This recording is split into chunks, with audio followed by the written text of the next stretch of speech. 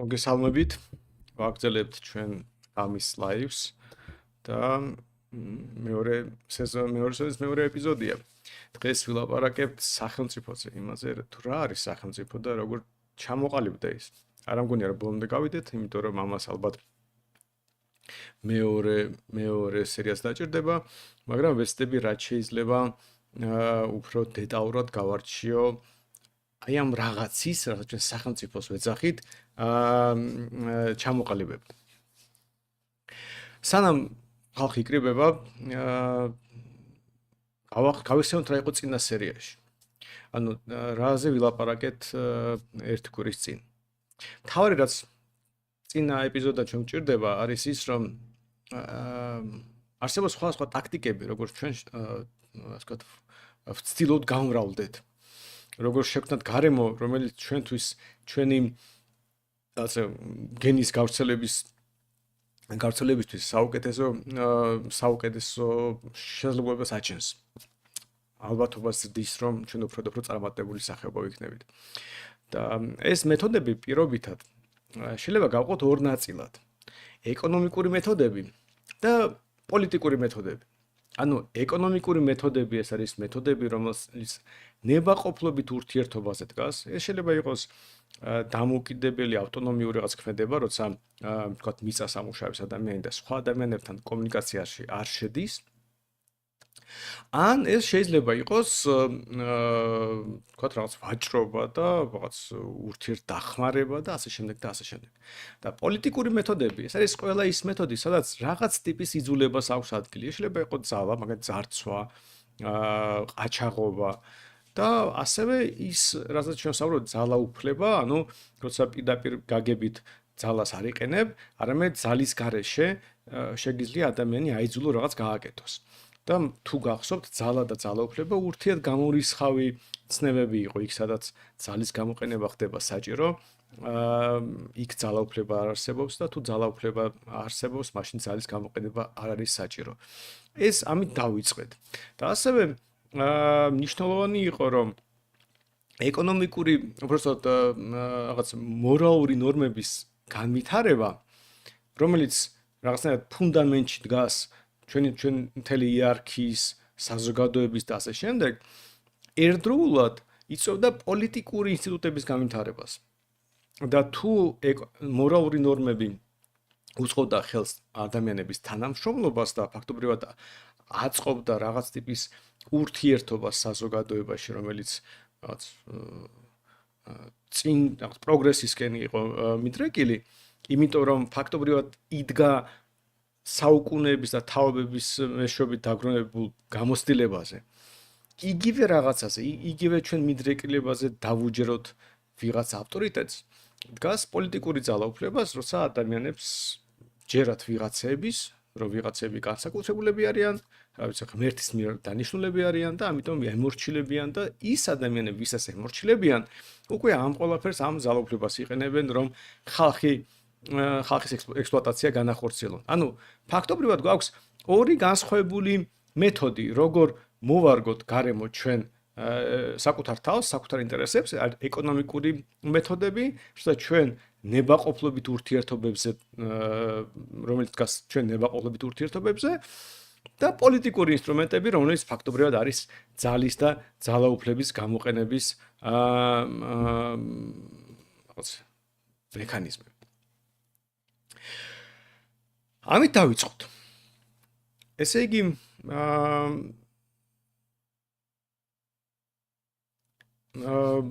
რა არის, როგორ დაიწყო ასე ვთქვათ, როგორ დაიწყო ამ ყველაფრის განვითარება. იმიტომ რომ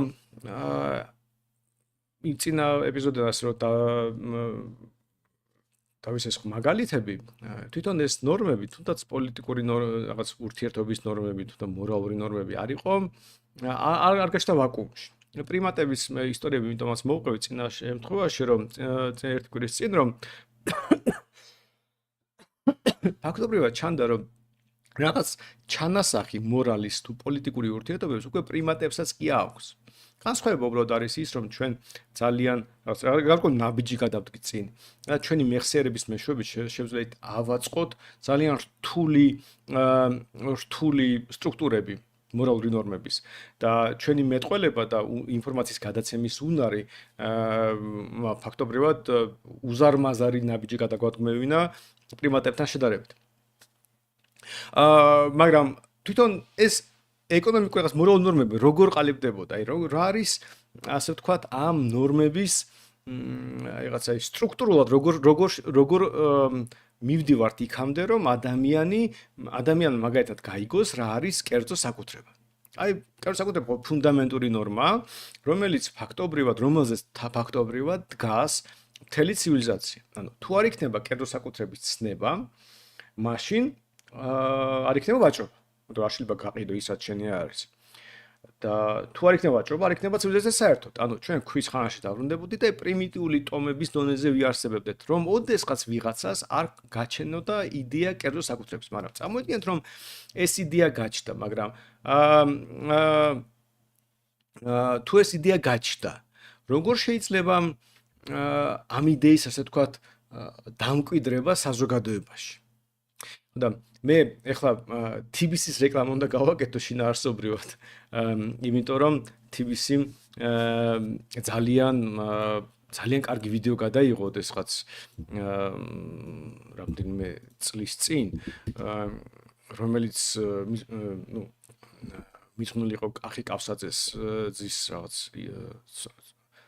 კახი კავსაძეა თავარი გმირი ამ ყველაფრის და ალბათ ჩემი აზრით ყველაზე მნიშვნელოვნად TBC-მ გააკეთა ეს ვიდეო, იმიტომ რომ ყოველ ჯერზე მე ვიყენებ ამ ვიდეოს იმისთვის, რომელიც უბრალოდ ძალიან დეტალურად ხსნის თუ როგორ ასე ვთქვათ ყალიბდება საზოგადოებაში მორალური ნორმები. ამ შემთხვევაში საუბარია კერძო საკუთრებაზე. და სანამ ამ ვიდეოს უყურებთ, მინდა განმარტებად შემოვიტანო, კერძო საკუთრება ძალიან ხშირად არის აღქმული როგორც ცნება თუ რა არის ჩემი. მაგრამ სანდროს კერძო საკუთრება ამაზე არის. კერძო რა არის ჩემი, იცი ნიანგმაც იცის და ლომმაც და რა ვიცი ყველამ.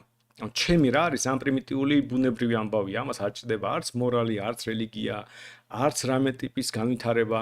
ჩემია და ჩემი ნიანგმა დაეჭირა თევზი და მისია ეს. ძალიან გასაგებია. ჩემი ანუ ფიზიკურად რაღაცას ვაკონტროლებ და ჩემია. კერძო საკუთრების ცნება რომელიც მხოლოდ და მხოლოდ ადამიანს გააჩნია და მეტი ბუნებაში არსად არ ხვდება, კონტროლში აქამდე პლანეტელები თუ არ გაჩნდნენ, არსად არის ცნება თუ რა არის სხვისი. ანუ მე რომ მივდივარ და ხედავ მაგალითად რა ვიცი, მანქანას, თუ მე კერძო საკუთრებას ვაღიარებ, მე ვაღიარებ რომ ეს სხვისი მანქანაა. ანუ სხვისი რაღაც არის, ამიტომ მე არ მაქვს უფლება მისი მფლობელის ნებართვის გარეშე რაღაც გავაკეთო და აშენო გაშენე. ანუ ის კი არა რომ ჩემი, იმიტომ რომ მე რომ მარტო იმის ცოდნა მქონდეს თუ რა არის ჩემი, მაშინ მე არანაირი შევზღუდვა არ მექნებოდა მოეპრო ვიღაცას როგორც მომინდება, რა ჩემი არის მე რა, ნუ რაღაცას უზამ დავამტრებ რაღაც, მაგრამ ზუსტად კერძო საკუთრების არსი მდგომარეობს იმაში, რომ ადამიანი იცოდეს რა არის სხვისი. და ძალიან რთული ნორმაა და ჩვენ კიდე არაერთხელ დაუბრუნდებით და სხვადასხვა საკითხზე ვისაუბრებთ, იმიტომ რომ კერძო საკუთრება არის ალბათ ყველაზე რთული ნორმა, მაგრამ ამასობაში მთავარი ნორმა, რომელზეც უბრალოდ მთელი ცივილიზაცია დგას, იმიტომ რომ როგორც გითხარით, თუ არ იარსებობს კერძო საკუთრების ცნება, რაღაც პრიმიტიული ფორმით მაინც უბრალოდ შეუძლებელია რამე ტიპის ცივილიზაცია არსებობდეს, თუ ვერ იარსებდეს მაგალითად ვაჭრობა. და მოდი ვუყუროთ ახლა ამ ვიდეოს და მე მგონი ძალიან კარგად არის აღწერილი თუ როგორ გააცნობიერა კახი კავსაძემ ასე ვთქვათ კერძო საკუთრების ცნება თავის ცხოვრებაში. მე ჩავთავ იმედია ხმა ექნება, თუ ვიდეოს ხმა არ ექნება, მითხარით და აუცილებლად ავწევ. ერთხელ შემეკითხნენ შენ მოგიპარავს რამე? ბრუტალი შეკითხვაა. ფიქრობდი რომ მინდა ვთქვა რომ არ მომიპარავს. რაღაც შემცხვა რომ თქვა რომ მომიპარავს. ერთხელ მოვდიოდი სოფელში ვიყავით და დედა ჩემი მუშაობდა ექიმი იყო და ას მოვტეხე რა სხვისი ეზოში ვიყავი და ვიგრძენი რომ სხვისია და შენ მაშინ იპარავ როცა იცი რომ სხვისი მიგაქ რა და ვიცი რომ სხვისია და მოვკიდე და წავიღე სახში წავიღე დეჩემი რა არის ეს ოღონდ მოთხარი ისე მოვტეხე მეთქი ეზოში თქვია ყო წავიღე ხო ესე მოთხარი რა წავიღო შორსი იყო კაცი წაიღე ესა დიდი იყო ძიმე იყო და ალბათ მე მძიმა ძალიან და მოთხარი იქნება წაიღე კაცო სხვისია და წაიღე მე ავდექი და წავიღე ძალიან გამიჭირდა უკან წაღება ავდექი და მივიტანე იქა და სამხლა პატრონი და რა არის ეს ავდა მოთხარი ეს მე წავიღე თქვა და და ჩემმა მეთქი მომატანია უკან წაიღე არა მეთქი წაიღე ავდექი და ისევ წავიღე ძიმე იყო კაცო წავიღე მივიტანე სახში ეჩემი ხა რატო მოიტანე უკან მე ვთხარი ვის იყო მეთქი იმამ ხა წაიღე ხოლმე უკანო ხო და ავდექი და ისევ წამოვიღე უკან ძალიან ძიმე იყო და გამიჭირდა და ისევ წამოვიღე უკან და მივიტანე ის ხალი დამხსა და რა არის და დეჩემ დავსამდა მოვიტანე წაიღე იქ სახში მე ვთხარი ისევ მომატანიებს ახლა არა ვთხარი რომ მე შენ მოგეცი ავდექი და წავიღე ისევ უკან წაიღე და რა არის ეს დეჩემ წაიღე ხლა ის არა პატრონმა მისვლა წაიღე არა წაიღე ხო ავდექი და ისევ უკან წამოვიღე რა და აი მაშინ გადავწყვიტე რომ არასდროს არაფერს არ მოვიპარავ და დააგდე მივტანე აჰა მეთქი შედი ისა აღარ მინდა არ შევჭამ არასდროს აი ესეთი შემთხვევა იყო ლაგოდეხში ხდებოდა ეს ლაგოდეხში ხო აი ესეთი ისეთი ვიდეოა და მე ძალიან მომწონს იმიტომ რომ ნუ გადაიმს რომ ძალიან ადამიანური ისტორია ძალიან ნათლად ჩანს როგორ ასწავლიან ბავშვს რა არის კერძო საკუთრება აი ფაქტობრივად ამ შემთხვევაში ანუ ეს არ შეიძლება ერთი გაკვეთილით ასწავლა ამ შემთხვევაში შეიძლება ძალიან შთამბეჭდავი გაკვეთილი იყო და დედამ ძალიან გასაგებად აუხსნა რომ სხვისი არ უნდა იყო ანუ სხვისის ცნება აუხსნა რა მიუხედავად იმისა რომ ვისაც მოპარა თავდაპირველად კახიმეს რაღაც საზამთრო ანუ საბოლოო ჯამში ხო ანუ ის არ იყო ბოროტი ადამიანი აპატია და შეიძლება თქვა აჩუქოთ მაგრამ აქტი ქურდობის იმდენად მიუღებელი იყო რომ ამიტომ დაისაჯა ფაქტობრივად რა ის მაგრამ ისეთი სასჯელი მიიღო რომ თელი ცხოვრება დაიმახსოვრა რომ სხვის ხელი არ უნდა გააკაროს ანუ ძალიან მნიშვნელოვანი გაკვეთილია ამას ჩვენ სხვადასხვა ბევრი გზით სწავლობთ ხოლმე ასე შეიძლება დედა მაგიხსნას მამა მაგიხსნას ძიძამ მეზობელმა პოლიციელმა მღვდელმა ანუ სხვადასხვანაირად მაგრამ ზოგადად ადამიანს თუ თავში გაუჯდება ეს ამბავი ის უკვე აღარ იპარავს ის ქურდი ვეღარ ხდება, იმიტომ რომ მან გაიგო რომ ეს ცუდია.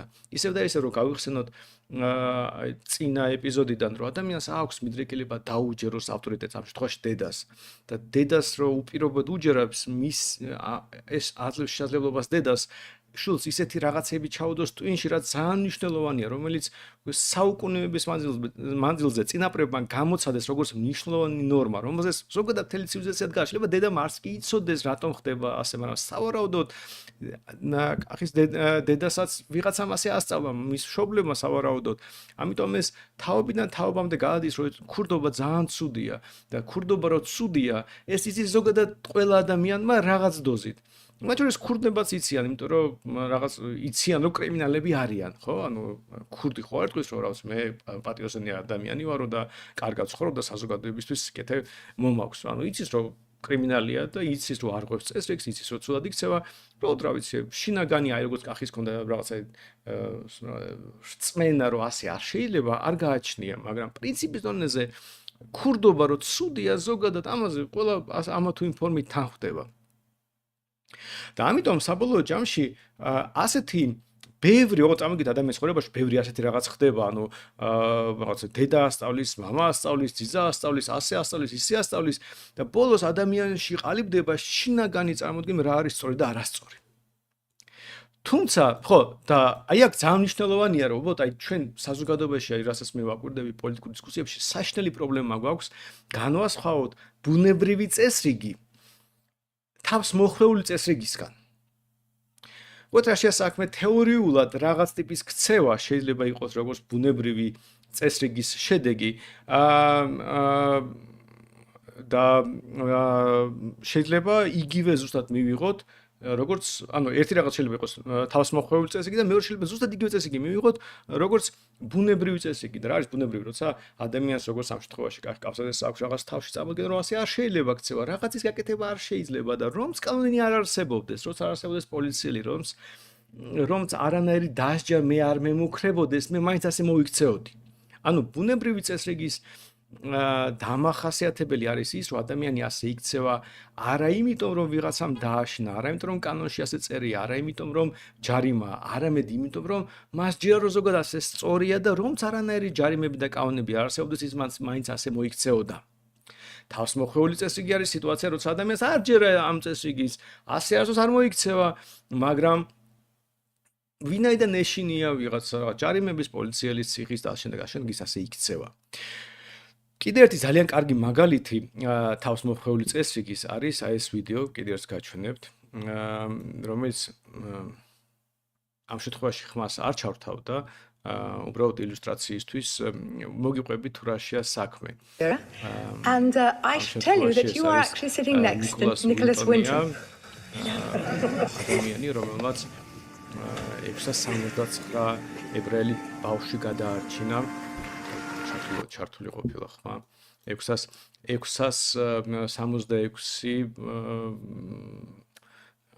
ბავშვი 669 ბავშვი გადაარჩინა ებრაელი მეორე მსოფლიო ომის დროს და არავისთვის არ უთქვამს ეს თავისთვის ცხოვრობდა გააგრძელა ცხოვრება მაგრამ მისმა მეუღლემ რაღაც მომენტში შემთხვევით აღმოაჩინა დოკუმენტები ან ყველაფრის მერე გადასცა ფონდს რომელიც ებრაელების ასე ვთქვათ აი ამ რაღაც ისტორიებს შეისწავლის და ჰოლოკოსტის ამბებს და ერთ დღეს ეს კაცი და მისი ცოლი წავიდნენ კინოთეატრში და სინამდვილეში ეს სიურპრიზი გაუკეთეს ამ ადამიანს ამ კინოთეატრში მას დახვდა როგორც ხვდებით როგორც ალბათ უკვე დაინახეთ ის ბავშვები რომლებიც გაიზარდნენ რომლებიც მან გადაარჩინა და ანუ ბევრი წელი გავიდა 10 წელი გავიდა იმის შემდეგ რაც მან ეს გააკეთა არავინ არ იცოდა არანაირი კანონი მას არ უგიძგებდა პირიქით კანონდარღვევი იყო ფაქტობრივად რაღაც გაგებით არალეგალურად რაღაც კანონების დარღვევის მეშვეობით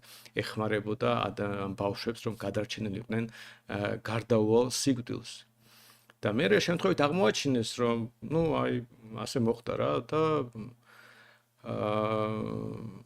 რომ ეს ყოფილა ის ადამიანი ვის ეს ბავშვები გადაარჩინა და ნუ მე მადლობა გადაუხადეს მაგრამ ხო ხვდებით ამ ადამიანის ქცევა არაფერ შუაში არის დაწყრილ კანონებთან არანაირი კანონი მას არ ავალდებულებდა ეს მაგრამ ის რომ მოიქცა ასე ეს არის მის თავში არსებული რაღაც ტიპის ნორმა რომელიც ეუბნება რომ არ შეიძლება ბავშვების მოკლა არ შეიძლება ებრაელების მოკლა იმიტომ რომ ვიღაცაც რაღაც თავში აუვარდა და გერმანელები გონია რაღაც განსაკუთრებულ რასა და ასე შემდეგ და შემდეგ ამიტომ საერთოდ ის მოიქცა გარისკათავისი ცხოვრებით შეიძლება გარკვეულწილად თავისუფლებით და ნუ ეხა შინდლერის მაგალითი ცნობილია და ზოგადად ასეთი ადამიანი ბევრი იყო სხვა ქვეყანაში არ მარტო გერმანიაში ამ შემთხვევაში როგორც ინგლისია საუბარი ხო და ამიტომ ასეთი ბევრი ადამიანი იყო, მაგრამ ეს მაგალითები მიუთითებს სიტუაციაზე, როცა ადამიანის შიგნით თავში აქვს რწმენა რა არის სწორი.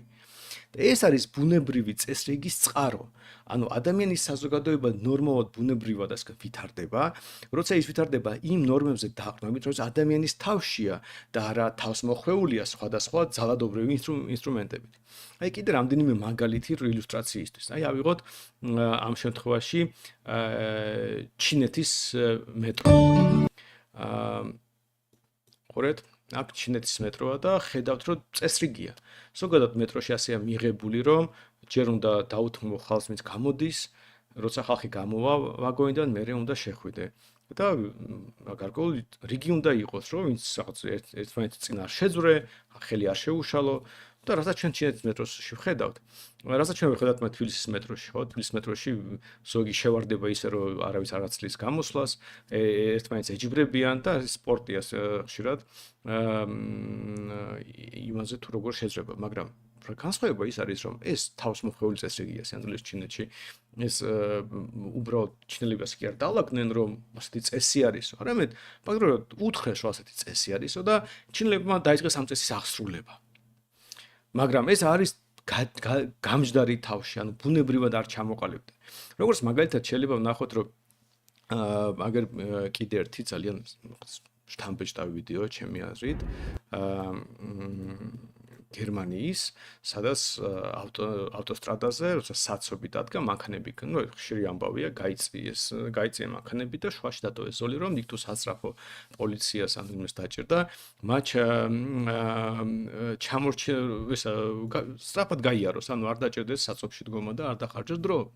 თქო გასაგებია, რომ ჩვენ რეალობაში შუა ზოლი კი არა, სადმე გვერდზე მაინც უნდაც რამე ოდნავ გასასვლელი თუ ყველა გაძვრება და მთელი ამბავია, ვინ საიდან უნდა გაძრეს, თუნდაც 100 მეტრი იყოს, ელმეტი იქაც გაძრებიან და ანუ ჩვენი მძღოლების თავში საერთოდ არ არსებობს ეს შინაგანი წესრიგი, ხო? აი, უბრალოდ რაღაც წესებია, კამერები აყენია და იცი რომ აი ეს კამერა რო აყენია, ამიტომ იქ უნდა გააჩერდე ან არს უნდა გააკეთო და ამიტომ გეშინია ამ რაღაცის და ამიტომ იქცე, მაგრამ დაგან წვიმა რო წამოვან, ცუდი ამინდია რაღაც სპეციფიკური გარემო რო ხდება, უცბად ყველას ავიწყდება რო წესებია და ყველა რაღაც სული ბარდაგია ხოლმე გზებზე. რატომ? იმიტომ რომ შინაგანი წარმოდგენები არ გვაქვს, რა არის სწორი წესრიგი.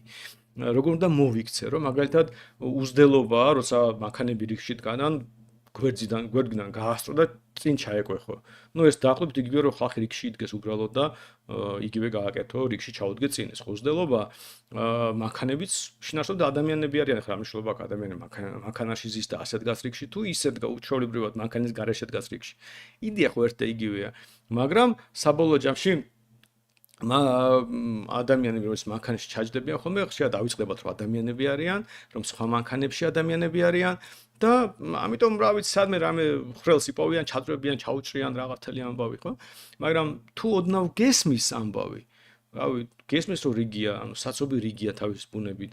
ამიტომ დგახარ შვიდად რიგში, ელოდები შენ რიგს, მაგრამ შვაში ადგილს იმიტომ ტოვებ, რომ იცი რომ ეგ თუ ვიღაც სასწრაფო, იმას უნდა დაუთმო, იმიტომ როგორც აი ჩვეულებრივი ადამიანური რიგი რო იყოს და თქვათ, რა ვიცი, მაღაზიაში რაღაცა უნდა იყიდოთ და მოდის ადამიანი რომელიც სულად არის და უნდა რომ წყალი იყიდოს. ხო უცბად დაუთმოთ რიგს. იგივე ამბავი, ანუ ადამიანებს ესმით, რომ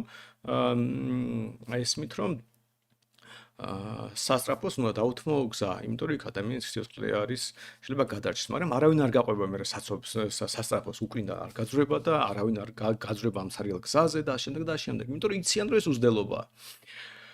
ხო და ასეთი რაღაცეები ცივილიზებულ ქვეყნებში ჩამოყალიბდა მანამ სანამ ასეთი წესები მიიღოს. ბევრ შემთხვევაში წესებიც კი წერია, რომ სასწრაფოს უნდა გზა დაუთმო ასე და ისე და ისე, მაგრამ ზოგადად ასეთი ქცევა ბუნებრივად ჩამოყალიბდა. იმიტომ რომ ხალხ მარტივი რაღაც გააცნობიერეს, რომ რა ვიცი, რიგი არსებობს, სხვა ხარისხის საჭიროებები არსებობს, ზრდილობის წესები არსებობს და მე ეს გაავრცელეს, რაც მათ ჰქონდათ ჩვეულებრივ ცხოვრებაში, გაავრცელეს მანქანებზეც, იმიტომ რომ იდეაში მანქანებიც ადამიანები არიან, ოღონდ უბრალოდ მანქანაში ზიან, მაგრამ მოქმედებენ ადამიანები. ამიტომ იდეაში იგივე წესრიგი უნდა ვრცელდებოდეს მანქანების მოძრაობაზეც. კიდე ერთი კარგი მაგალითი ბუნებრივი წესრიგის ამ შემთხვევაში უკვე კანონდარღვევის, რომელიც კონფლიქტში შედის, ამ შემთხვევაში ეს ხალი წინამდებობას ემუქრება მაჩეტეთი პოლიციელს, რომელიც აპირებს დააკავოს მისი შვილი. ხო? აქ მნიშვნელობა არ აქვს კონკრეტული შვილი დამნაშავეა თუ არა, მაგრამ ნუ ძალიან შთამბეჭდავი ფოტოა და მე ხშირად ვიყენებ ამ ფოტოს, მაგრამ წარმოიდგინეთ რომ ამ ხალის თავში არის რაღაც წარმოდგენები სწორზე და არასწორზე, რომელიც აღემატება სიცოცხლის რისკს. ანუ ის ხალი თავის შულს იცავს, მიიჩნევს რომ ეს უსამართლო, იმიტომ რომ ყოველ შემთხვევაში ყოველ ჯერზე დედა შულს არ დაიცავს პოლიციელისგან, ზოგჯერ შეიძლება გაიგო რომ შენი შვილი დამნაშავეა და რაღაცნაირად აღიარო ეს ამბავი, რომ დასჯას იმსახურებს, ამ ყოველთვაში ასეთი წინააღმდეგობა არ გაუწიო, მიუხედავად რომ შეიძლება გული დაგწყდეს. ამ შემთხვევაში ქალმა ფაქტობრივად რისკის ქვეშ დააყენა საკუთარი ცხოვრებაც, იმიტომ რომ სიცოცხლეს, იმიტომ რომ მოკლავენ, ხო, ჩვეულებრივად ალბათობა რომ მოკლავენ, იმიტომ რომ მაჩეტეთი ემუქრება პოლიციელს, მაგრამ მან ჩათვალა რომ არსებული ნორმები, კანონები ამორალურია, იმიტომ რომ მის წარმოადგენებს სწორს და არასწორს წინააღმდეგება. ძალიან გასაგებია, ანუ ხვდებით, ანუ მის თავში ერთი წესრიგია, გარესამყაროში მეორე წესრიგია. ანუ ეს წესრიგები შეიძლება ერთმანეთთან დახვედრაში იყოს, როგორც გერმანიაში მაგალითად სასწრაფოს შემთხვევაში შეიძლება იყოს კონფლიქტში. და რაც თავარია, საერთოდ არის საჭირო რომ ყველა ასეთი წესრიგი, რომელიც ჩვენ თავშია, მაინდამაინც კანონად იქცეს. აი კიდე ერთი მაგალითი და ამ საკითხს ამის დავხურავ, ეს არის იაპონიის მაგალითი. იაპონიაში ასე წესია, რომ როცა ადამიანი სამსახურში ადრე მოვა, ის იკავებს ყველაზე შორ ადგილს, საპარკინგო ადგილს, ანუ მოდიხარ სამსახურში, ხედავთ პარკინგს და სად გააჩერებთ მანქანას, თუ ყველა ადგილი სარიელია. თქვათ, ოფისთან შესასვლელთან ახლოს, თუ მაქსიმალურად შორს. ნუ მე დარწმუნებული ვარ, რომ საქართველოში უმრავლესობა, აბსოლუტური უმრავლესობა იტყოდა, რომ რაც შეიძლება ახლოს შესასვლელთან, ხო, ანუ ყველაზე კომფორტულ ადგილას გააჩერებთ. სავარაუდო, თუ რამე ხა სპეციფიკური რაღაც პრობლემები იმ ადგილს არ გააჩნია. ხო და იაპონიაში პირიქით იქცევია, ვინც ყველაზე ადრე მოვიდა, ის აჩერებს მანქანას რაც შეიძლება შორს. ხო და თქვენი აზრით რა არის ამის მიზეზი? თუ იცით. თუ გაგიგიათ, შეგიძლიათ დაწეროთ YouTube-ის კომენტარში. ხო და თავარი ამის მიზეზი არის, სამ წამს მოგცეთ რომ გამოიცნოთ. 1 2 3 და თუ დაწერთ ამას, მე ვთქვათ მოგილოცოთ რომ გამოიცანეთ. ესე იგი იდეა ასეთია რა. თუ ადამიანი აგვიანებს სამსახურში, მას უნდა დახვდეს ოფისში შესასვლელთან ყველაზე ახლო ადგილი, რომ სამსახურში არ დააგვიანოს. ანუ ადამიანები ზრუნავენ თავის კოლეგებზე, რომ არ დააგვიანონ და თუ აგვიანებენ, რაც შეიძლება ნაკლებად დააგვიანონ. ხო და კი, აი, რამდენიმე ადამიანი გამოიცნო და მართლაც ასეა, ძალიან მაგარი ამბავი. ხო და წინა ღამის ლაივზე თქვი, ხო. ხო, მაგრამ უყურეთ რა შეასაქმე, ანუ ეს ნორმა არსად კანონში არ წერია. ეს ნორმა არსად არ წერია, იმიტომ რომ უბრალოდ ასეთი რაღაც ტრადიცია ჩამოყალიბდა, ასეთ მე არც ვერ გამიგე რომ ჩვენ თავის გაიკეთებინა, ან გერმანიაში ასე ვიღაცას გაიკეთებინა, მაგრამ ეს ნორმა ხო არსებობს.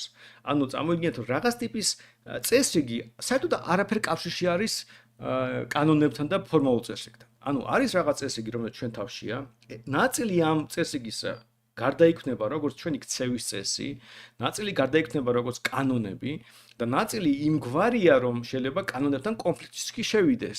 და ბევრ შემთხვევაში ჩვენი წარმოდგენები რა არის სწორი სამყაროზე შეიძლება კიდევ უფრო ძლიერი იყოს ჩვენთვის, ვიდრე კანონები.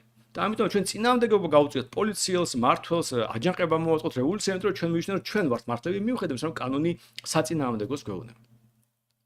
ხო, ეს არის ბუნებრივი წესრიგი და უყურეთ ეს ბუნებრივი წესრიგი ესე ყალიბდება, მაგრამ პარალელურად ამ ბუნებრივი წესრიგისა ყალიბდება პოლიტიკური ინსტიტუტები. მაგრამ რაშია საქმე? პოლიტიკური ინსტიტუტები თავისთავად ბუნებრივად მიბმული არიან ეკონომიკურ ინსტიტუტებზე, იმიტომ რომ მაგალითად ადამიანების ექსპლუატაცია თუ მათი ძარცვა მათ შორის რაღაც რესურსებს ითხოვს. აი წარმოიდგინეთ რაღაც პრიმიტიული მონადირე შემგროვებლების ტომი. შეუძლია თუ არა შეკრიბოს ამ ტომმა 100,000-იანი ჯარი. ეს შეუძლებელია, იმიტომ რომ უბრალოდ არ არსებობს ეკონომიკური გარემოებები, რომლებიც ასე ვთქვათ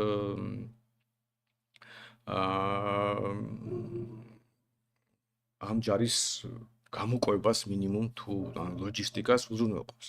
ამიტომ ზოგადად 100,000-იანი ჯარი ძალიან დიდი რიცხვია და ფაქტობრივად თითქმის ყველა ისტორიულ დოკუმენტი, სადაც ასობით 1000 ჯარისკაცია საუბარზე, ეს რაღაც გაილაშქრა რომელიღაც მეფემ, რომელიღაც სხვა მეფის წინააღმდეგ, ყველაფერი ტყუილია ხოლმე, იმიტომ რომ სულ რაღაც თანამედროვე ისტორია რო რამდენიმე ასეული 1000 ადამიანი შეიძლება შეკრიბოდა მართო, ანუ წარსულშიც იყო დიდი ჯარის შეკრების შემთხვევები, მაგრამ ძალიან იშვიათი იყო სპეციფიკურ გარემოში და ასე ყოფდა მოდი 100,000 კაცი შევკრიბოდა, წავიდე და ვიღაცა დავიპყრო. აი ეს რაღაცები ფაქტობრივად არ ხდებოდა.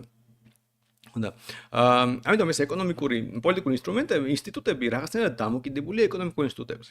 და აქ ხდება ძალიან მნიშვნელოვანი გარემოება. ანუ ჯერ არანაირი სახელმწიფოს ესა ახლოს არ მივდივართ. მე ვსაუბრობ აი ყველაზე პრიმიტიული სიტუაცია, ქვის ხანაა და რაღაც პირველი ტრანსფორმაცია ხდება, პირველი ნორმები ყალიბდება. ეხლა ასეთი კითხვა მაქვს თქვენთან. ერთ-ერთი სხვადასხვა საღამოს ლაივის, ანუ მე და ჰერმანი ვიყავით და იქ დავსვით ეს კითხვა. და უბრალოდ თუ იცით პასუხი, შეგიძლიათ დაწეროთ YouTube-ზე, მაგრამ მარტივი ამბავია. წარმოიდგინეთ, თქვენ შეგიძლიათ წარსულში იმოგზაუროთ, თქვა რა ვიცი 1000-2000 წლის წინ უკან დაბრუნდეთ და გაქვთ შეიძლება რამე ტექნოლოგია ჩაიტანოთ და უთხრათ თქვენ წინაპრებს. კითხვა მდგომარეობს იმაში, თქვენ თუ ამ საზოგადოების და ზოგადად გინდათ პროგრესი დააჩქაროთ, გინდათ რომ ეს საზოგადოება უკეთესი გახდეს, რა ტიპის ტექნოლოგიას ჩაიტანეთ, თქვათ 3-4000 წლის წინ რო ცხოვრობდა იმ წინაპრებს, ან თუნდაც რა ვიცი 1500 წლის. ანუ რა არის ეს ტექნოლოგია? ხო და წამოიგეთ რომ პირველი აი როცა მე ამ კითხვას ვსვამ, პირველი პასუხია ხოლმე, ნუ აი თქვათ, რა ვიცი, მიწის დამუშავების ტექნოლოგია. ან მაგალითად ის რომ ხელი უნდა დაიბანო. ან რამე ასეთი, ხო? სამდროს რო შეხედოთ ამ ტექნოლოგიებს, არის ტექნოლოგიები, რომლებიც მაგალითად ეკონომიკურ რაღაც გარემოებს გააუმჯობესებს, მიწის დამუშავების რაღაც ტექნოლოგია მაგალითად. არის სამედიცინო ტექნოლოგიები, რომელიც სიკვდილიანობაში ამცირებს, ან სისხლის ხანძრიობას გაახანძრივებს. და ამის იქეთ არის რაღაც ტიპის მორალური ნორმები, ზოგადი წესები, რომელიც რაღაცნაირად შეიძლება ცვლიდეს ადამიანის ქცევას. ხო და აი რას ჩაიტანდით? ერთი რაღაც რო იყოს, რომ შეგიძლიათ ჩაიტანოთ ჩაუტანოთ თქვენ წინაპრებს. და ეხლა წამოვიდგინოთ რა პასუხები შეიძლება იყოს. დაუშვათ მე ჩავიტანე ცოდნა, რომ ხალხო, აი რაღაც ჩამოფრინდი რა, რაღაც ჩემი ხომალდით და ხალხმა დაინახა რომ რა ვიცი ღმერთი ჩამოფრინდაო. ამიტომ შეეშინდა ასე ვთქვათ ამ ადამიანებს და ვეუბნები რომ ხალხო ესე იგიო მე თქვენი ღმერთი ვარ და ასეთი ამბებია, ხელი უნდა დაიბანოთ, ჭამიც უნდა დაიბანოთ, რაღაცას რო აკეთეთ, თუ რა ჭრილობა მიიღეთ, უნდა რაღაც წყლით დაამუშავოთ და ასე შემდეგ. ან მაგალითად წყლის დეზინფექციის ამბავი, რომ სანამ წყალს დალევთ, სანამ რაღაცას ისამ წყალი აადუღეთ და მერე დალიეთ. ხო, კარგი ამბავია. და თქვა რომ ოკეი, всё, მე წავედი ჩემ და გრუბლებში გავფრინდი რაღაცა, ჩემი საქმეები გვაქვს, ღმერთის საქმეები და თქვენ აბა გააგრძელეთ აქ ცხოვრება. ასე რომ მოქცეულიყავი. მაშინ რა მოხდებოდა? ნუ, თეორიულად უამრავი ადამიანი გადარჩებოდა, ხო? ანუ სიკვდილიანობა უცბად დაეცემოდა. მაგრამ სიკვდილიანობა რო დაეცემა, მაშინ პოპულაცია გაიზრდება. მაგრამ თუ გადლ პოპულაციას, აი, თან რადიკალურად გაიზრდება. და გასაგებია რომ იმ მომენტში არ არსებობს არანაირი ეკონომიკური ინსტრუმენტები რომ ეს უზრუნველყო ეს პოპულაცია საკვებით. მაშინ რას გააკეთებ და ეს საზოგადოებას რომელიც იზრდება და საჭმელი საკვები არ აქვს. ის ხო თავსაკუთარ თავს არ დახოცავდა. ამიტომ გაილაშქრებოდა და ვიღაცას დაიპყრობდა. ანუ სიამოვნებაში ეს ტექნოლოგია უცბად გაზდიდა აგრესიულობას საზოგადოების, იმიტომ რომ ბევრად მეტი ადამიანი იქნებოდა ვის გამოკვება შეიძლება. ამიტომ ერთმანეთს უნდა გადახოცონ რომ შესაბამისობაში მოიყვანონ ადამიანების რაოდენობა იმ ეკონომიკურ წყობასთან რომელშიც არიან.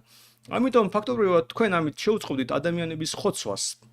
ვითომ გადარჩენა გინდათ, მაგრამ კი გადარჩებოდა რაღაც ეტაპზე, მაგრამ იმიტომ რომ პოპულაცია ძალიან სწრაფად გაიზრდებოდა, სხვა ტიპის პრობლემა გაჩნდებოდა.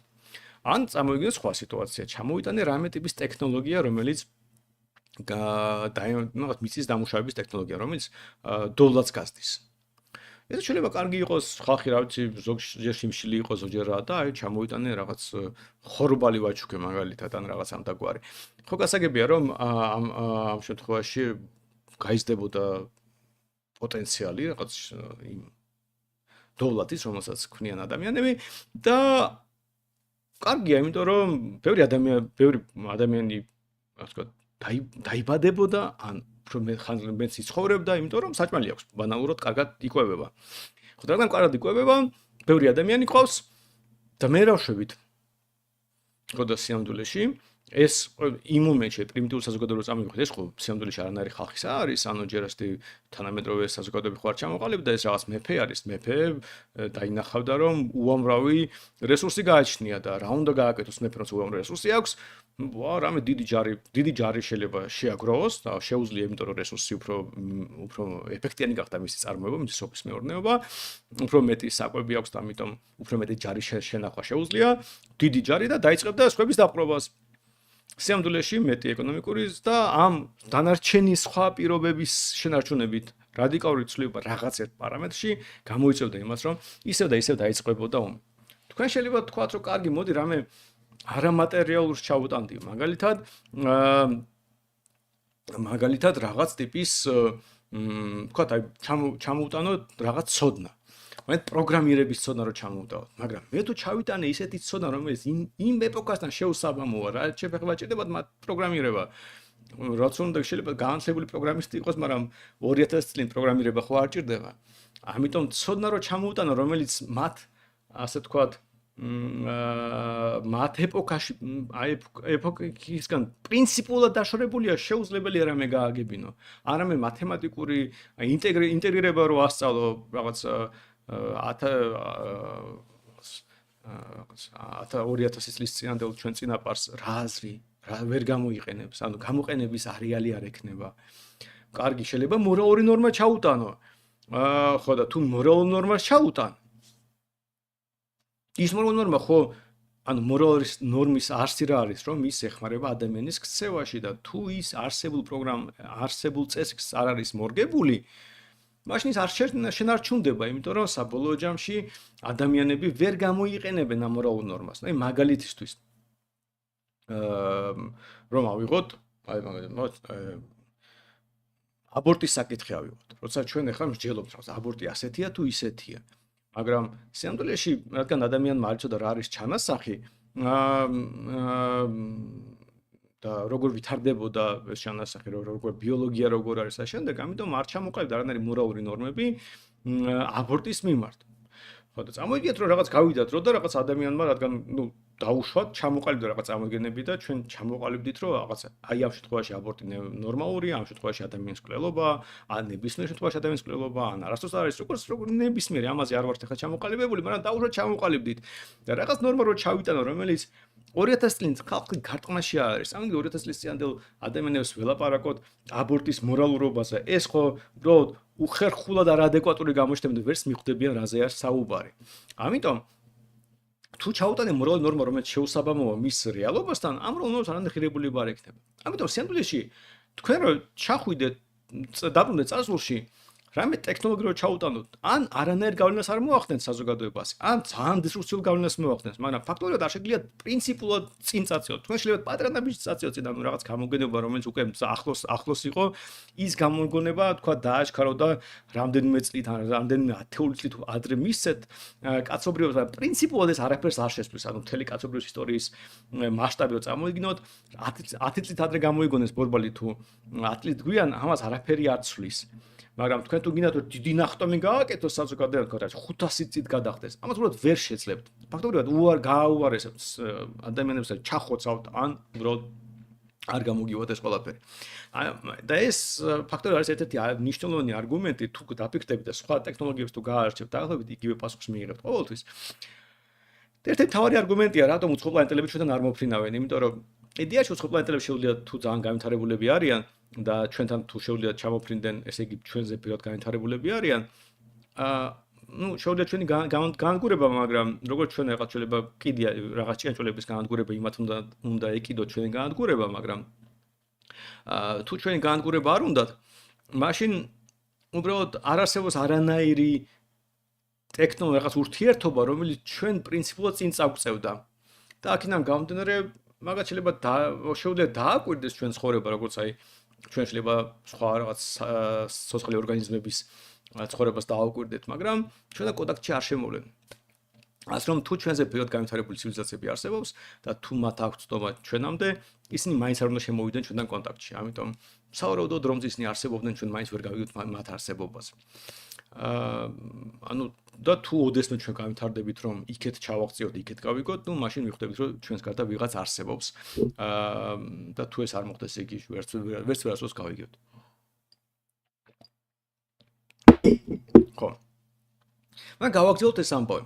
ანუ რა მინდოდა ამით ამეხსნა, რომ შინაარსობრივად ეს მორალური ნორმები ვითარდება ეკონომიკურ ნორმებთან ერთად, პოლიტიკურ ნორმებთან ერთად, ანუ რაღაც ერთობლივი ბუნებრივი პროცესია, სადაც ადამიანებს უგროვდებათ გამოცდილება, ისინი ნელ-ნელა ხვდებიან, რომ რაღაც ტიპის ობიექტები შეიძლება სხვადასხვად მოეპყროთ. შეიძლება ჯერ არ გაჩნდებოდა კერო საკუთრება როგორც ასეთი, მაგრამ გაჩენილი იყო მაგალითად ის რა ქვია კერო საკუთრება თქვა ძროხაზე. ეს ამგენ ძროხა რო ჩემია და ჩემს ძროხას ხელი რო არ უნდა ახლოვეს, გასაგებია უფრო მარტივია, ვიდრე მაგალითად მიწაზე კერო საკუთრება. აი მიწაზე კერო საკუთრება ბევრად უფრო რთული კატეგორია, იმიტომ რომ მიწაზე რო ჩამოყალიბდეს კერო საკუთრება, ჯერ ვიღაცას უნდა გაუჩნდეს თავში უბრალოდ ტექნოლოგია უნდა გაჩნდეს ამ მიწის დამოკიდებლად დამუშავება. მე რო თქვა რომ ეს მიწა ჩემი არისო, ну კაი სხვა თქვა კაი შენი არისო. მე ხო უნდა მინიმუმ იმის უნდა გქონდეს რომ ეს მიწა შემოვღობო და დავიცვა მაგალითად, ჩემი დავამუშავო, ან მინიმუმ ჩემი ვმართო რაღაც გაგებით, თუნდაც ხვების დახმარებით, მაგრამ თუ ჩვენ ისეთი პრიმიტიული ტომი ვართ, რომ ერთმანეთის დახმარების გარეშე საერთოდ შეუძლებელია რამე გავაკეთოთ, მაშინ უბრალოდ არ ჩამოყალიბდება კერო საკუთრების ცნება მიწაზე. ანუ მიწაზე კერო საკუთრების ცნება ბევრად უფრო რთული ამბავია, ვიდრე მაგალითად ძროხაზე, იმიტომ რომ აი ძროხას მე ჩემით მოუვლი, ეს კიდე გასაგები ამბავია, მაგრამ მიწა ბევრად უფრო რთულია, ხო? ამიტომ თვითონ კერო საკუთრების ნორმებიც არა რაღაც ერთბაშად ჩამოყალიბდა, როგორც ასე რა არის კერო საკუთრება, არამედ დრო დაჭირდა. თან მაგალითად ძროხების აღრიცხვა და ასე ვთქვათ კონტროლი უფრო მარტივია ვიდრე მიწის, იმიტომ რომ რეესტრი გჭირდება, იმიტომ რომ თუ დიდ მიწებზე თუ ნაკვეთებზე საუბარი, რაღაც ტიპის რეესტრი ხომ დააწყოს, საზღვრები გააკეთო, ღობეები, კონტროლი. ამიტომ შინაარსობრივად ეს საკუთრების უფლებას ნელ-ნელა ვითარდებოდა. ამასთან ვითარდებოდა ეკონომიკური ურთიერთობებიც. ეკონომიკური ურთიერთობების განვითარებასთან ერთად ვითარდებოდა პოლიტიკური ინსტრუმენტები. ხო, და აი ახლა აქ უკვე უნდა გადავიდეთ ფაქტობრივად იმ ეტაპზე, თუ როგორ ჩამოყალიბდა თანამედროვე სახელმწიფო. ახლა წარმოვიდგინოთ რაღაც პრიმიტიული ეტაპი, სადაც მონადირე შემგროვებელთა ტომები საკმარისად განვითარდნენ და გაჩნდა სოფლის მეურნეობა. სოფლის მეურნეობა ზოგადად ძალიან მნიშვნელოვანი ამბავია, იმიტომ რომ სოფლის მეურნეობა განსაკუთრებით მეცხოველეობა განვითარდა. ფაქტობრივად ეს იყო ფუნდამენტი ცივილიზაციის განვითარების, იმიტომ რომ ხორცი არის ჩვენი ენერგიის მთავარი წყარო. და ახლა შეიძლება მონადირემას რაღაც ირემი მოკლას, მაგრამ ზოგადად სოფლის მეურნეობა ბევრად უფრო ეფექტიანია, ამიტომ როცა მეცხოველეობა განვითარდა, ადამიანს გაუჩნდა ხორცის ძალიან დიდი ეფექტიანი წყარო და ფაქტობრივად ხორცი თუ არა აქვს საზოგადოებას, აი მნიშვნელოვანი თუ არ იკვებება ადამიანი ხორცით, იმ საზოგადოებას არანაირი მომავალი არ გააჩნია. აი ეს მაგალითად ვეგანები რო არიან, ეს ხო ზოგადად ინდოეთიდან წამოვიდა სასწავლოს ხორცი არ ქონდა და ხატაკები იყვნენ და ამ ხატაკ ინდოელებში განვითარდა ეს ვეგეტარიანიზმი და მერე ევროპელებმა უკვე დიდარმა და განვითარებული ევროპელებმა ეს როგორც განსაკუთრებული ქცევის წესი თუ ცხოვრების წესი წამოიღეს არა და ხატაკი ინდოელების ამბავი იყო. თუმცა თვითონ ევროპელები რომ ევროპაში ასე ვთქვათ ვეგეტარიანელები ყოფილიყვნენ, ნახდად ვერ გადარჩებოდნენ, იმიტომ რომ თან ბევრი იფიქროდა, თან იომოდა, თან იმუშაოდა, რაღაც და ხორცი არ ქონდეს, უბრალოდ შეუთავსებელია. ამიტომ საბოლოო ჯამში შენ თუ გინდა იყო თან ჭკვიანი, თან ძლიერი და შემდეგ უნდა ჭამო ხორცი, ასე რაღაც, ბიოლოგიურად ასე დაალაგდა და არც ერთი საზოგადოება არ განვითარდა პრინციპულად, თუ მას არ ქონდა ხორცის კარგი წყარო. და ამიტომ როგორც კი სოფლის მეურნეობა განვითარდა, ხო, მე როგორც ყოველთვის ვიდეოს შემდეგ კომენტარებში ლიტერატურას მიუთითებ და მათ შორის ამ ყველაფერსაც ყვები ბევრი საინტერესო წიგნია დაწერილი, მათ შორის ანთროპოლოგიური როგორ ვითარდებოდა ეს სოფლის მეურნეობა, სად და რა ეტაპით და რამდენად მნიშვნელოვანი იყო თუნდაც ხორცის წყარო იმისთვის, რომ პირველი ცივილიზაციები ჩამოყალიბებულიყო. ხო და წამოიგინეთ, რომ აი ეს მონადირე შემგროვებლები განვითარდნენ და დაიწყო რაღაც სოფლის მეურნეობა. სოფლის მეურნეობაც ორი განსხვავებული გზით წავიდა. მეცხოველეობა და მიწათმოქმედება. ანუ წამოიგინეთ, ვიღაცა ზის მიწაზე, ამუშავებს მიწას, ზის რა თქვა ხორბალს და ვიღაც ცხენები ყავს. ხო და აი ცოტა წინ რო წავწიოთ ეს ყველაფერი. და წამოიგინოთ, რომ ასეთი საზოგადოება ჩამოყალიბდა. ანუ სამი სხვა ტიპის საზოგადოება. ერთის მეცხოველეობაა, თავარი თქვა ეკონომიკური საქმიანობა. ამაზე დგას საზოგადოებრივი წესრიგი. მეორე მიწათმოქმედება და იქ რაღაც მიწას ამუშავებენ და ასე შემდეგ. და მესამე მონადირე შემგროვებლებთა რაღაც ტრადიციული წესრიგია. რა არის ამ ტომების დამახასიათებელი? მონადირეების საზოგადოება ვერ იქნება დიდი. აი რაღაც ამაზონიაში რო ნახოთ ტომები თქვენ ნახავთ რომ ძალიან პრიმიტიული ტომებია და ისინია განსაკუთრებულად რაღაც დიდ შეიძლება რამდენიმე ათეული შეიძლება უფრო მეტიც იყოს მაგრამ რაღაც ათასობით ადამიანი ცხოვრობდეს რაღაც ქალაქებისნაირ დასახლებაში ფაქტობრივად ვერ იპოვეთ. მეტიც ასეთი ტომები ძალიან იშვიათად შედიან რაღაც ერთმანეთთან ურთიერთობაში, საკმაოდ აგრესიულები არიან. ერთი ძალიან ისეთი ბევრი ასწავლებელი მაგალითია, მაგრამ პაპუა-ახალ გვინეაში არის ტომი, რომელიც ერთმანეთს თუ შეხვდებიან, უცბად ომს იწყებენ და ხოლმე ერთხელ წელიწადში ვაჭრობენ და ვაჭრობის თავარი საგანი არის ქალები, ანუ ქალებს ცვლიან. ეს ხუთნაური მაგალითია, იმიტომ რომ მიხვდნენ რომ პატარა ტორში ჩაგეტილი საზოგადოება თუ ერთმანეთს შექმნებათ სექსი, გადაჯიშდებიან, ანუ უბრალოდ გენეტიკაზე არაფერი არ იციან, მაგრამ იციან რომ საკუთარ უახლოეს ნათესავებთან სექსი არ უნდა კონდეს. და აი ეს იციან მარტო და აი ეს ამიტომ ვაჭრობენ ერთმანეთში ქალები. მაგრამ დანარჩენ შემთხვევაში სულ უმობენ. ხო, ამიტომ ზოგადად ეს საზოგადოებები ძალიან პრიმიტიულ დონეზე არიან, არ ვაჭრობენ განსაკუთრებულად, რაღაცა სპეციფიკური ვაჭრობის უნარები აქვთ ხოლმე და ვერ ვითარდებიან, დიდები არიან. ორი დანარჩენი საზოგადოება საკმაოდ დიდი შეიძლება იყოს და შეუძლია დიდი რაოდენობა. პირველი ქალაქები ფაქტობრივად ასე წარმოიქმნება, იმიტომ რომ ვიღაცას უჩნდება ბევრი რაღაც პროდუქტი, რომელსაც წაიღოს, რაღაც ადგილი ყალიბებასაც იწყება ვაჭრობა და ის ვაჭრობის ადგილი მერე გარდაიქმნება ქალაქად.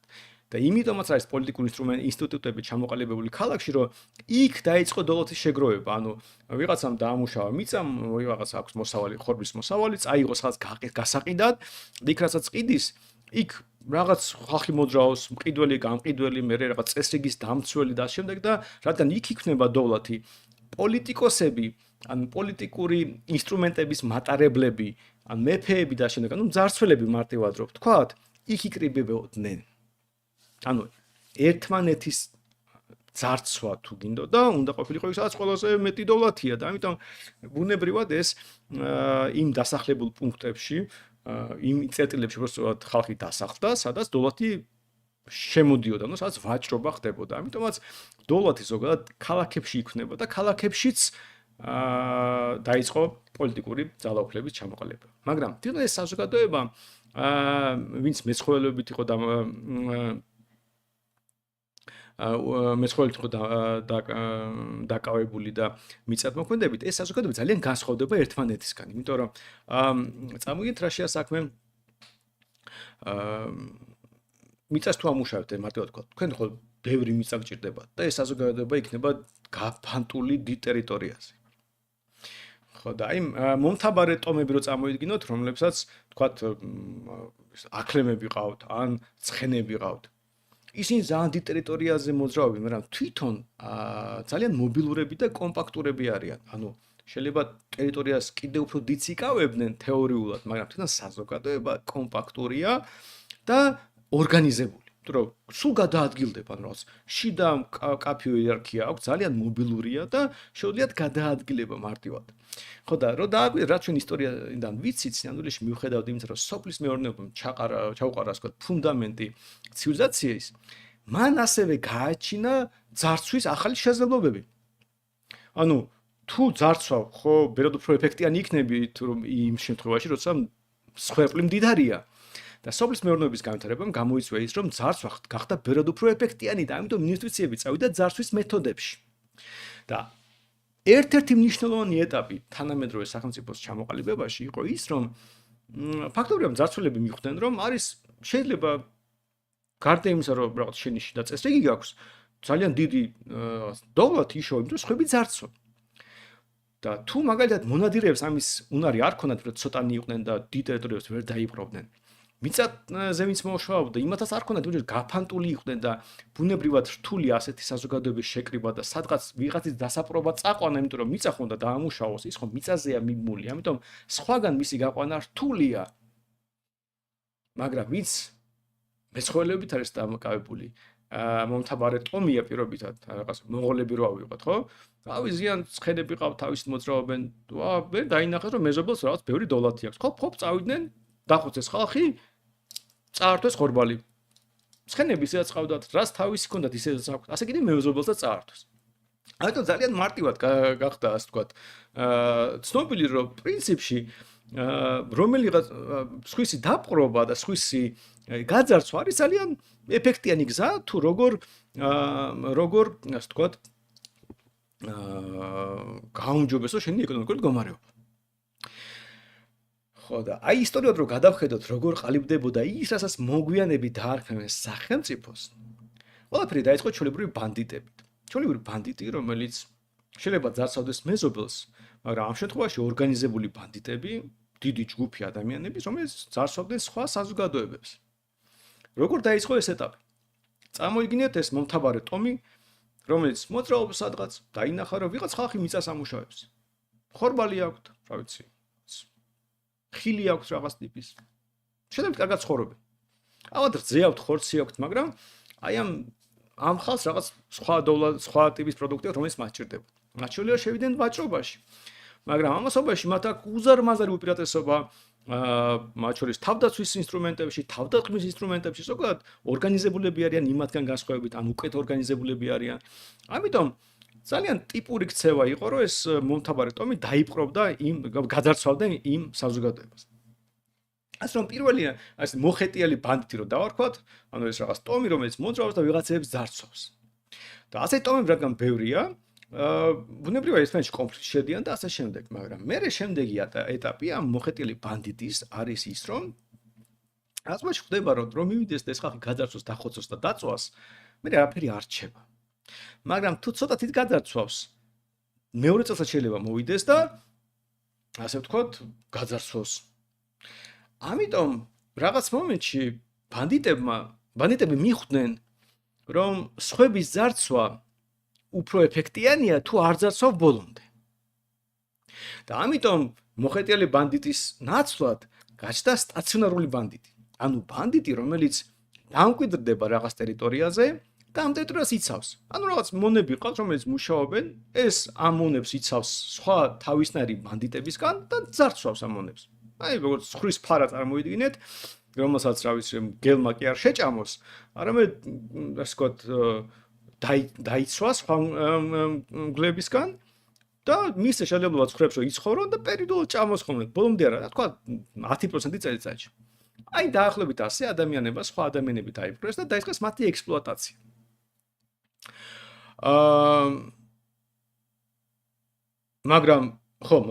მაგრამ მე რაღაც მომენტში, იმიტომ რომ ანუ ხო იცავენ, მაგრამ რაღაც მომენტში ბუნებრივ ეს დამპყრობელი შედის რაღაც ტიპის ურთიერთობაში იმასთან ის დაიპყრო. ნუ ბოლოს და ბოლოს ვიღაც ჯარისკაც მოეწონება ვიღაც ქალი. ამიტომ ექნება სექსი, ქალს გაუჩნდება ბავშვები და შეიძლება ეს ბავშვები იერარქიულად აღმოჩნდეს, ვთქვათ, დამპყრობელის მხარეს. ხო, ანუ რაღაც ასიმილაცია ხდება. ამიტომ უკვე დამპყრობელი, ანუ ბანდიტი თავის მონებს უკვე აღარ აღვიქავს ბოლომდე როგორც თავის მონებს და იწყება ჩამოყალიბება ცნების რომ რაღაც ჩვენ ერთი ხალხი ვართ, რომელიც თავისი ბუნებით იქნება ტყუილი. ძალიან სერიოზული ტყუილი შეიძლება იყოს, მაგრამ ვინაიდან რაღაც ტიპის ასიმილაცია ხდება, ენა დაახლოვდება, რაღაც ქცევის წესები და კულტურა დაახლოვდება დამპყრობელსა და დაპყრობილს შორის, იწყება ნელ-ნელა მოძრაობა იმისკენ, რომ დაპრობელი და დაპრობელი ერთმანეთს რაღაც ერთ ერად თუ რაღაცად ერთ გუნდად, ერთ ჯგუფად აიდენტიფიცირებს. აი მაგალითად ერთ ილუსტრაციას მოვიყვან, ეს არის ინდოეთის მაგალითი. როცა ჩაატარეს კვლევა გენეტიკური აღმოჩნდა, რომ ინდოეთში უმეტესწილად ორი გენი არსებობს, პირობითად ჩრდილოეთ გენი და სამხრეთ გენოტიპია და მეორე სამხრეთის. რატომ? იმიტომ რომ ერთი ჩრდილოეთშია უფრო გავრცელებული, მეორე სამხრეთით. თუმცა დიდი არაფერი, რომ შეიძლება თქვა, რომ კახელებსა და მეგლებს შორის რაღაც გენეტიკური განსხვავება იქნება ბუნებრივად, იმიტომ რომ სხვადასხვა დამპყრობელები ყავდა ხშირად, ზოგჯერ შეიძლება აღმოსავლეთ დაეპყრო და დასავლეთში არ მისულიყო, ან დასავლეთი დაეპყრო და აღმოსავლეთისკენ არ წასულიყო, რომელიღაც ჩვენი მტერი, ამიტომ ჩვენ ბუნებრივად გენეტიკური რაღაც განსხვავებები გვექნება. ეს ვიზუალშიც ჩანს, ხო, ეხლა მეგრელები კახლებისგან ხშირად განსხვავდებიან. ამიტომ აი ძალიან ბუნებრივი ამბავია, რომ რაღაც ტიპის გენეტიკური განსხვავებაა, მაგრამ ყველაზე საინტერესო ამ ყველაფერში იყო ის, რომ მე რო დაიწყეს გამოკვლევა ამ ასე ვთქვათ, ვინ იყვნენ ის კონკრეტული ადამიანები, ვისაც ეს პირობითი ჩრდილოეთის გენი აქვს და ვინ იყო ის პირობითად სამხრეთის გენი აქვს, აღმოჩნდა ჩრდილოეთის გენები აქვს მაღალი კასტის წარმომადგენლებს და სამხრეთის დაბალი კასტის წარმომადგენლებს. აუცილებლად რა მოხდა? იყო რაღაც ხალხი, რომელიც ინდოეთში ცხოვრობდა, წაროდესღაც. მერე მოვიდა დაპყრობელი. დაპყრობელი ბუნებრივად ჩრდილოეთ უნდა მოსულიყო, ამიტომ ჩრდილოეთიდან დაპყრობა, რადგან მოხდა, ჩრდილოეთის გენი ჩრდილოეთ ინდოეთში უფრო გავრცელებული არის. და ვინაიდან დამპყრობელი იყო, მთელი ეს კასტური სისტემა, რომელიც ფაქტობრივად რელიგიურია ინდოეთისთვის, სიამოვნებაში არის უბრალოდ თვითონ დამპყრობელის მიერ შექმნილი რაღაც ტიპის რელიგია, რომელიც დაარწმუნა დაპყრობილი ხალხი, რომ ის ერთი ხალხია, უბრალოდ ღმერთმა თქვა, რომ რაღაც კასტები არისო, თორე ის კი არა, რომ მე დამპყრობელი ვარ და მონობაში მონად გაქციე და უნდა დამემორჩილო. არა. თუ გავიხსენებთ წინა კვირის ამბავს, სიამდვილეში ამ ხალხმა უთხრა, რომ კაცო, მე შენი მართული იმიტომ ვარ, რომ ღმერთმა თქვაო. და ღმერთმა ინდოელებს უთხრა, რომ კასტები უნდა გქონდეთო. სიამდვილეში ეს კასტური სისტემა ჩვეულებრივად არის დამპყრობელის და დაპყრობელის ურთიერთობა, რომელიც გენეტიკურადაც კი დღემდე შენარჩუნდა, იმიტომ რომ კასტებს შორის გადასვლა ძალიან შეზღუდული იყო და ვინაიდან შეზღუდული იყო, რაც გასაგებია, იმიტომ რომ არ უნდოდა დაპყრობელებთან სრული, ასე ვთქვათ, ასიმილაცია, იმიტომ რომ მაშინ დაკარგავდნენ ამ რაღაც განსხვავებულობას, ძალაუფლებას და ასე შემდეგ და ასე შემდეგ. ფაქტობრივად გამოვიდა, რომ ვიღაცამ დაიპყრო ინდოელების წინაპრები. მერე გკითხა, რომ ხალხო, თქვენო ესო დაბალი კასტა ხართო და ჩვენო მაღალი კასტა ვართო და ჩვენ უნდა თქვენ მართოთო. ვიღაცამ რო ეკითხა და რატომო? იმიტომ რომ ღმერთმა ასე თქვაო. ღმერთმა ასე თქვაო და გააგრძელეს ცხოვრება და ასე ცხოვრობენ, საუკუნეები ასე ცხოვრობენ ხალხი. დღემდე ვერ გამოვიდნენ ამ სიტუაციიდან, რომელიც უბრალოდ ცალსახად უბრალოდ ხელოვნურად მოგონილი ამბავია, როგორც ჩანს. როგორც ბევრი სხვა რაღაც სავარაუდოდ კაცობრიობის ისტორიაში, მაგრამ ინდოეთის შემთხვევაში ძალიან კაშკაშა ამბავია, რომ აი უბრალოდ დამპყრობელებმა მონებს რელიგია მოუგონეს და დღემდე ეს ყველაფერი რაღაცნაირად არსებობს. ხო, და ამ ნაწილში კიდე გამორჩა იმ მონადირეების როლი. იმიტომ რომ ძალიან გავრცელებული ამბავი იყო, დღესაც სხვადასხვა კონფლიქტურ რეგიონებში თქვენ შეიძლება ასეთი რაღაც ნახოთ, რომ ის მომთაბარე ტომები, რომელიც იპყრობდნენ ხოლმე სხვა სოფლის მეურნეობით და მიწათმოქმედებით დაკავებულ ხალხს ძალიან ხშირად იყენებდნენ მონადირეებს დამხმარე ძალად, როგორც რასაც დავასხმენ პოლიციას. იმიტომ რომ ისინი იყვნენ ძლიერები ფიზიკურად, შეეძლოთ რაღაც ადამიანის მოკლა მარტივად, მაგრამ ცუდად ორგანიზებული. ამიტომ მონადირეები ფაქტობრივად ასრულებდნენ პოლიციელების როლს. აი ვირთხების ექსპერიმენტი რო გავიხსენოთ, იქ ხო იყო ორი თავარი ვირთხა და სამი მონა იყო იმაში, ორი მუშა მონა და ერთი უბრალოდ მონა, რომელსაც ჩაგრავდნენ სულ.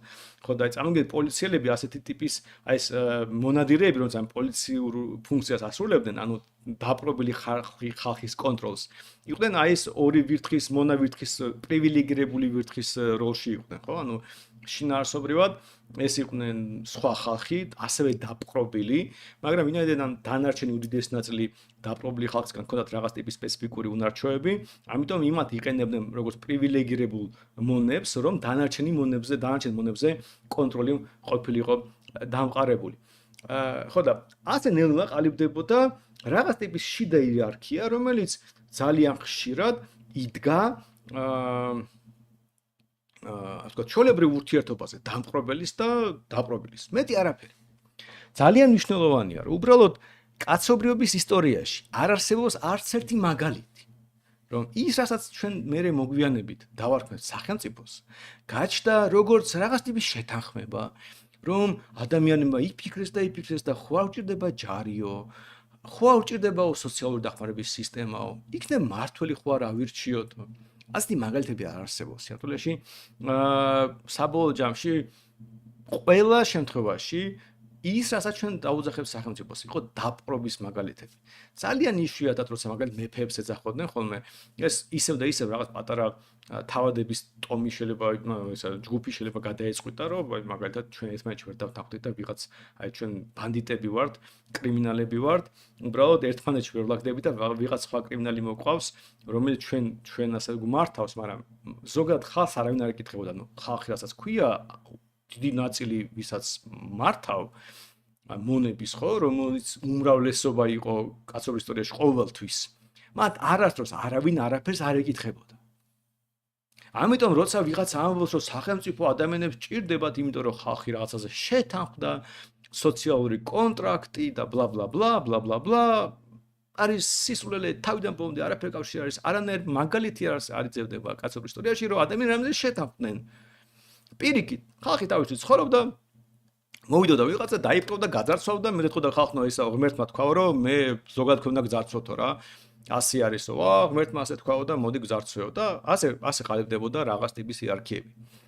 საბოლოო ჯამში რო წამოვიდგინოთ, ისაც ჩვენ ვეძახით მეფეებს, ანუ სტანდარტულ შემთხვევაში, როცა ვეძახით მეფეებს, მეფე იყო ძარცველი, უბრალოდ ლამაზად ჩაცმული. ანუ რაღაც ეტაპამდე მინიმუმ და საკმაოდ დიდი ხანი აი იმპერატორები, მეფეები და სხვა მმართველები, რომლებიც კაცობრიობის ისტორიაში ბლომად იყვნენ, არაფრით არ განსხვავდებოდნენ, უბრალოდ არაფრით არ განსხვავდებოდნენ ბანდიტებისგან. ერთ-ერთი ის იყო, რომ ბანდიტი მოდის ზარცვავს, ან მაგალითად აი ჩვენი კრიშა რო ქვია, ხო, როცა რაღაც მაღაზიებია და რაღაც ბანდიტი, რომელიც თავის ტერიტორიას აკონტროლებს, ხო? ან კოზანოსტრა რო ავიღოთ, რომელსაც სოციალური დახმარების სისტემაც კი ჰქონდათ, მაგალითად, მათი დაღუპული მებრძოლების ოჯახის წევრების ასე შემდეგ და გზებს აშენებდნენ, სკოლებს და ასე შემდეგ. ანუ კოზანოსტრას რო შეხედოთ, ის რასაც ჩვენ სახელმწიფოებს ვეძახით, აი როცა ავთქვათ, სახელმწიფოებროება ჩამოყალიბდაო რაღაცაო, აი ისინი ბევრად უფრო უკან იყვნენ კოზანოსტრასთან შედარებით. კოზანოსტრა ბევრად უფრო განვითარებული იყო ნებისმიერ შემთხვევაში, ვიდრე ნებისმიერი იმდროინდელი საზოგადოება, ამიტომ პრიმიტიული ბანდიტები იყვნენ, უბრალოდ საკაიფო ჩაცმულები რა, ვიღაცა ოქროთი, ვიღაცა ასეთი ქუდი, ისეთი რაღაც და მთელი ამბავი რა. ნუ ეს იმიტომ იყო საჭირო თავის ხრივ, რომ ამ ბანდიტებმა იპოვეს, როგორც უკვე ვისაუბრეთ, მარტივი გზა, როგორც ზარცვოს ხალხი, იმისათვის რომ ყოველჯერზე გამოიყენებინათ რაღაც იერარქი, ეს ხალხი იღებდა და ეუბნება რომ ღმერთმა თქვა ასეო, ღმერთმა თქვა, მე კი არ ძარცვავთო ღმერთმაო და ამიტომ უნდა გძარცვოთო და ეს ამაზე იდგა. და ბოლო მომენტი, როცა აი ეს ჩვეულებრივი ბანდიტები, რომელსაც ჩვენ მეფეებს და იმპერატორებს ვეძახოდით, რაღაც მომენტში მეფეების და ბანდიტების ასე ვთქვათ, გზა გაიყო. იმიტომ რომ და აი აქ უკვე ბოლოსკენ მივდივართ და იმიტომ რომ აქ იწყება მნიშვნელოვანი ისტორია, იმიტომ რომ თითქმის მთელი კაცობრიობის ისტორია მხოლოდ ძარცვის კვლელობის და ისტორია იყო. იქ არ იყო არაფერი ის, რაც თანამედროვე სახელმწიფოს ახასიათებს. მაგრამ შეიძლება ეს სხვა საზოგადოებაში რამდენიმე საუკუნის წინ გაჩნდა, სადღაც უფრო ადრე, სადღაც უფრო გვიან, სულ შემთხვევაში დღემდე არ გაჩნდა, მაგრამ რაღაც ეტაპზე ამ ძარცველებმა, რომელსაც მეფეები ერქვათ, სხვა მიზეზებიდან გამომდინარე, შემოიღეს მმართველობა კანონებზე დაფუძნებით. ანუ ის ბანდიტებს არ გაქრნენ. მაგალითად ავიღოთ მაგნა კარტა, ანუ თორსა ინგლისის მეფემ უბოძა რაღაც ტიპის თავისუფლება თავის ბარონებს. რაზე იყო საუბარი, ხო? ის ხო არ მოხდა, იმიტომ რომ და ვიცი, ღმერთი ჩამოფრინდა და უთხრა თქვენ რაღაც უნდა შესვავოთ წყობა უბრალოდ. მეფე იყო დასუსტებული, ბარონებმა რაღაც გამოივაჭრეს ფაქტურად თავისთვის რაღაც ტიპის თავისუფლებები და ამიტომ იმ საზოგადოებაში ინგლისში რაღაც მე-13 საუკუნეში ჩამოყალიბდა რაღაც ტიპის წესრიგი, რომელიც არამხოლოდ თავარ ბანდიტზე იყო დაფუძნებული, არამედ დაწერილი იყო. რაღაც წერილობითი კანონი იყო. ჯერ იყო მაინც ბანდიტი იყო, რომელიც სხვა ბანდიტების, ფროცულანი ბანდიტების მეშვეობით ხალხს წარსვავდა. არანაირი ზოგადად რაღაც ერთიანი ერი და რაღაც არ არსებობდა, იმიტომ რომ რა ის ერი კაცო უბრალოდ ბანდიტია, რომელიც წარსვავს ხალხს. და ბანდიტებს შორის, მაგალითად ინგლისის და საფრანგეთის მეფეს შორის ბევრად უფრო მეტი საერთო იყო, ვიდრე ჩვეულებრივ იმ ხალხს შორის, რომელიც ინგლისის და საფრანგეთის ტერიტორიაზე ცხოვრობდა, გლეხები იყვნენ და რომელსაც წარსვავდნენ და რომელიც ფაქტობრივად მონები იყვნენ. მეტიც ბევრ შემთხვევაში, მაგალითად ინგლისელ გლეხს არ ჰქონდა უფლება მოეკლა ომის ბრძოლის დროსაც კი ფრანგი თავადი, იმიტომ რომ უბრალოდ დაჟიდნენ სიკვდილით ამას. ფრანგი თავადი, ინგლისელი თავადისთვის ბევრად უფრო მაღალი რანგის ტიპი იყო, ვიდრე თავისივე მონა. ნუ რაც ბუნებრივია, იმიტომ რომ მონებს არასდროს პატივს არ სცემთ. ამიტომ მთელი ეს ისტორიები, საზოგადოებიც რომ ჩვენ რაღაც ათასობით წელი რაღაცა საქართველოს იქნება, ინგლისი იქნება თუ რაც არ უნდა იყოს. შემდგომში ფაქტობრივად უბრალოდ ისტორია ვიღაც ტიპების, რომელიც დაიპყრო ეს ტერიტორია, ამ ხალხს მართავდა და ძალიან ხშირად დამპყრობელები უკვე მე-20 საუკუნის ჩათვლით დამპყრობელებს შორის ურთიერთობა ბევრად გენეტიკური, ასე ვთქვათ, სიახლოვე უფრო მეტი იყო, ვიდრე ამ დამპყრობელის და მის მონებს შორის. აი რუსეთის რაღაც ცნობილი ამბავი იყო, რუსეთის ბოლო მეფე ნიკოლაი მეორე რო იყო, იმის ბიძაშვილი ინგლისის, ასე ვთქვათ, მონარქი, უბრალოდ რა სახეზე ერთნაირები არიან, ვერ გაარჩევით, თუ არის ზუსტად ვინ რომელია, ფოტოზე ერთად განან, ნათესავები არიან სამდროში. და მეფეების ოჯახის წევრები ზოგადად ევროპაში ძალიან ჩვეულებრივი ამბავი იყო, ნათესავები იყვნენ, ანუ ფაქტობრივად მძარცველებს კარტელივით ჰქონდა შექმნილი, რომელიც მთელი ევროპის მასშტაბში ხალხს ძარცვავდა. მათსა და დაპყრობილ ხალხს შორის არანაირი შეიძლება კავშირის არ ყოფილიყო, უბრალოდ დიდი ოჯახია, როგორც საუდიტები რომ მაგალითად საუდის არაბეთში ხო, ანუ რაღაც დიდი ოჯახი, რომელიც აი ამ ხალხს მართავს, ამ ტერიტორიას მართავს.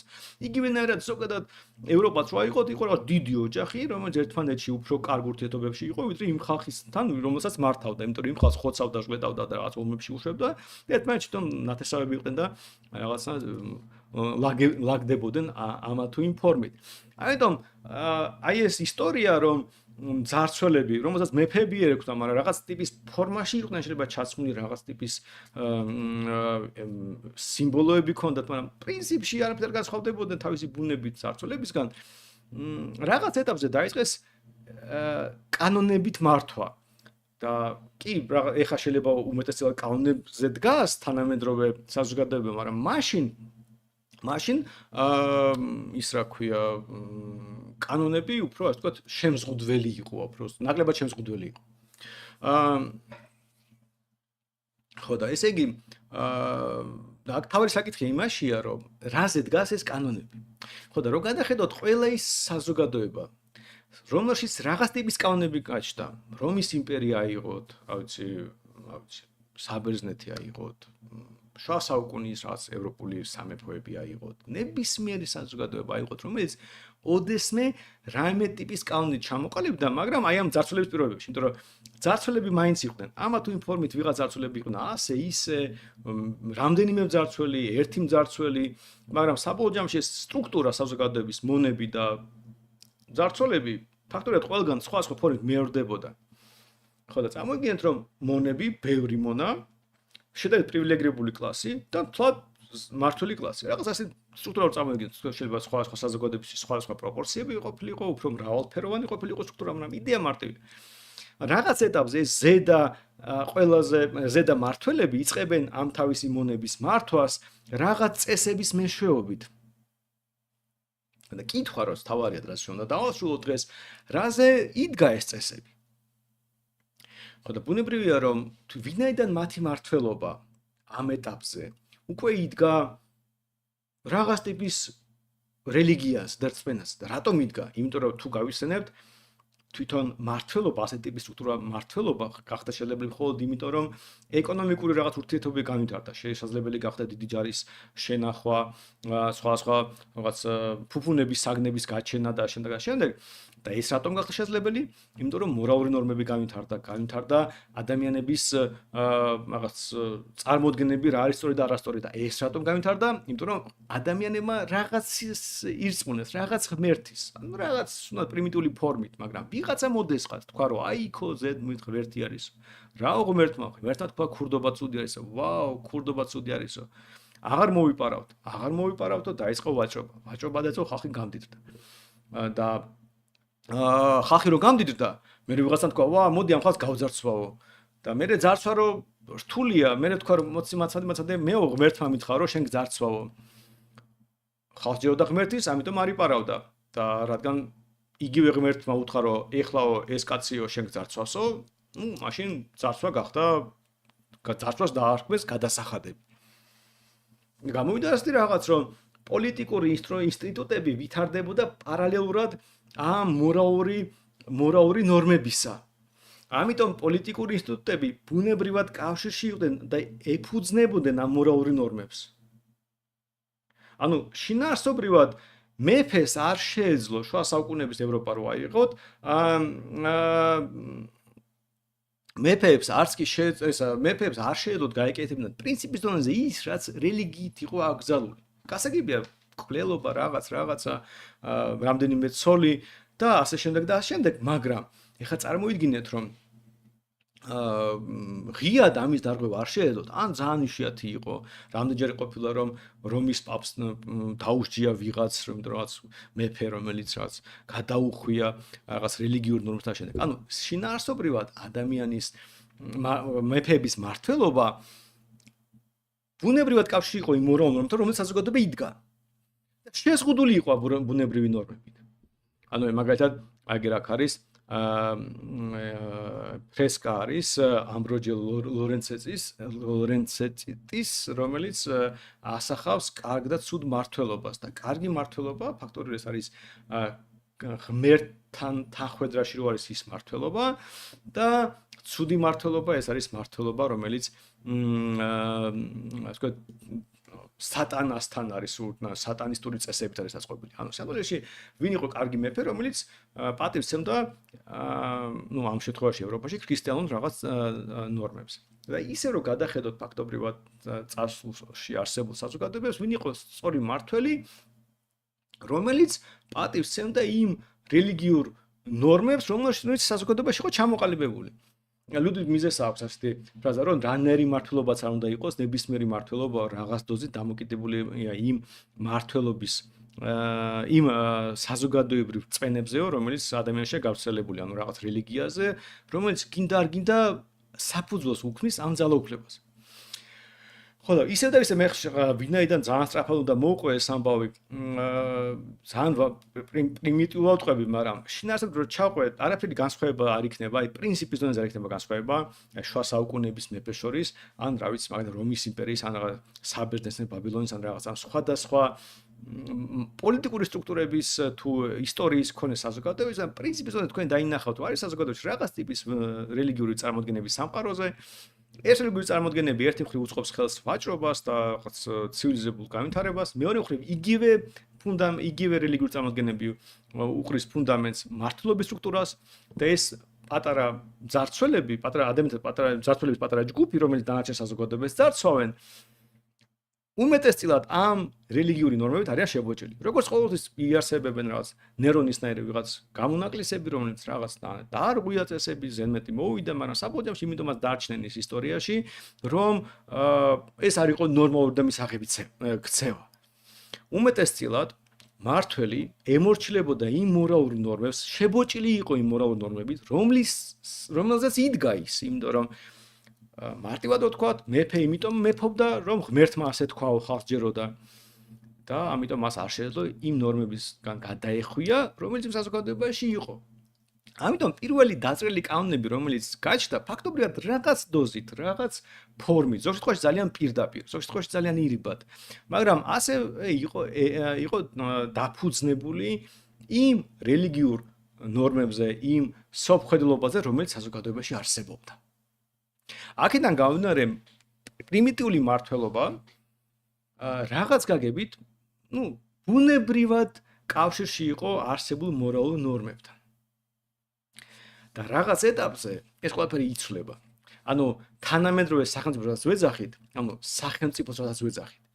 ეს ყალიბდება ამის შემდეგ. ჯერ მეფეები, მათ შორის მაგნა კარტას პერიოდის მეფეები, არანაირი სახელმწიფო არ არსებობს შემთხვევაში. უბრალოდ სიტყვა სახელმწიფოს იმდენი მცდარი განმარტება აქვს, რომ უბრალოდ სისულელეც არის თქვა, რომ მეხუთე საუკუნის რაღაცა სახელმწიფო იყო დღევანდელი გადმოსახედიდან, იმიტომ რომ ჯერ გარდა იმის, რომ ის სიტყვა უბრალოდ არ არსებობდა იმ პერიოდში. ჩვენ დაინახავთ, რომ ურთიერთობა, რომელიც ჩვენ საზოგადოებაში დღეს არის, უბრალოდ არაფერი საერთო არ აქვს რაღაც მეხუთე საუკუნის ურთიერთობებში. იქ იყო ვიღაც ძარცველი, რომელსაც ყავდა რაღაც პრივილეგირებული კლასი, რომლის მეშვეობით ძარცვავდა მონებს. მონებს ეგონათ, რომ ასე უნდა ღმერთს და ფაქტობრივად სხვადასხვა ფორმით, სხვადასხვა თქვათ სირთულით ეს მეორდებოდა ყველა საზოგადოებაში. უბრალოდ რაღაც ეტაპზე ამ ძარცვულებმა გადადგეს ნაბიჯი და მართლობა არა უბრალოდ თავისი დისკრეციის საკითხი გახადეს, არამედ კანონები დაწერეს, რომ როგორ მოვიქცევიო და ისევ ეს კანონები დააფუძნეს რელიგიურ რწმენას. და ამიტომ პირველი თლად არა ბანდიტი მეფე, რომელიც რამეთი მაინც განსხვავდება ბანდიტისგან, ეს არის მეფე, რომელმაც კანონები შემოიტანა. კი ისე კი არ მართავდა, როგორც თვითონ გაუხარდებოდა, არამედ რაღაც წესები შემოიღო და თქვა, რომ ამ წესებით ვმართავ. და ეს წესები ჩემ ნებაზე უფრო მნიშვნელოვანია, იმიტომ რომ მე ამ წესებს არ გადაუხვევ. ისევ და ისევ ჭყალებში არ გადაუხვევ, იმიტომ რომ გასაგებია, რომ ვინც შემოიღო წესები, ის შეიძლება გადაუხვიოს კიდეც და რამდენი უამრავი მაგალითი არსებობს, მაგრამ პრინციპის დონეზე თუნდაც თავადებს მაინც რაღაც ტიპის თავისუფლებები უბოძა.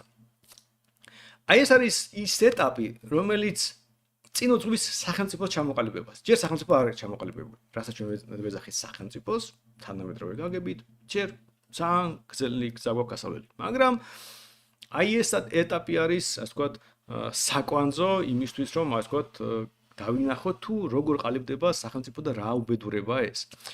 ხო, აქ დავასრულებ მე დღევანდელ, ასე ვთქვათ, ეპიზოდს, იმიტომ რომ შემდეგი ეპიზოდი არანაკლებ გრძელია, არადა სახელმწიფოს ცნება, უბრალოდ ძალიან მნიშვნელოვანია. ელემენტარულად რომ რა არის სახელმწიფომ რაღაც უნდა გააკეთოს, სახელმწიფომ რაღაც უნდა დაარეგულიროს, რომ ვამბობთ, ეს სიტყვა საერთოდ რას ნიშნავს, უბრალოდ ალბათ მნიშვნელოვანია, რომ რამე უფრო რთული საკითხები გავარჩიოთ. მეტიც, როცა ამბობენ, რომ სახელმწიფოებრიობა ჩამოყალიბდა რაღაცა მეორე საუკუნეში. არც არაფერი ჩამოყალიბდა მეორე საუკუნეში არანაირი სახელმწიფოება არ არსებობდა, არსად. ის რასაც საუბრობენ სახელმწიფოებრიობის ჩამოყალიბება სიამდვილეში ნიშნავს პოლიტიკური ინსტრუმენტების, ძარცვის ინსტიტუციონალიზაციას. ადრე თუ უბრალოდ ერთმანეთს ძარცვავდნენ ჩვეულებრივად, მერე ვიღაცამ თქვა, რომ არა, მოდი ეხაო ძარცვოთ რაღაც სტრუქტურულადო. და ეს ძარცვა რაღაც წესრიგად ჩამოყალიბდა. თუ მამდე ძარცვა იყო ქაოტური, როგორც ძარცვა გახდა სისტემატური და წესების მიხედვით, საბოლოო ჯამში ამას დაერქვა სახელმწიფოებრიობის ჩამოყალიბება. ოღონდ იმ პერიოდში არანაირი სახელმწიფო სიტყვა უბრალოდ არ არსებობდა, ეს გვიან შემოღებული ტერმინია ფაქტობრივად. ყოველ შემთხვევაში, იქ სადაც ეს ტერმინი გამოgašta, ეს ფაქტობრივად ალბათ მაკიაველის პერიოდისთვის უფრო დამახასიათებელია და ჯერ კიდევ მაკიაველი არ იყენებს სიტყვას states როგორც სახელმწიფოს ჩვენი დღევანდელი გაგებით. ხო, ასე რომ დაახლოებით მაკიაველით დავიწყებთ შემდეგ ეპიზოდს. კიდე დავამთავრებ და ეხლა გადავხედავ YouTube-ს, თუ რამე კითხვებია, ვეცდები ვუპასუხო. სანდრო ხოლმე გამოცდა და მისურვე წარმატებები შავი ავაზა.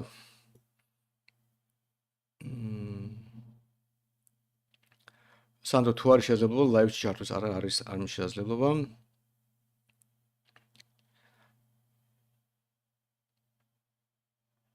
ოკეი, ფინეთში ასე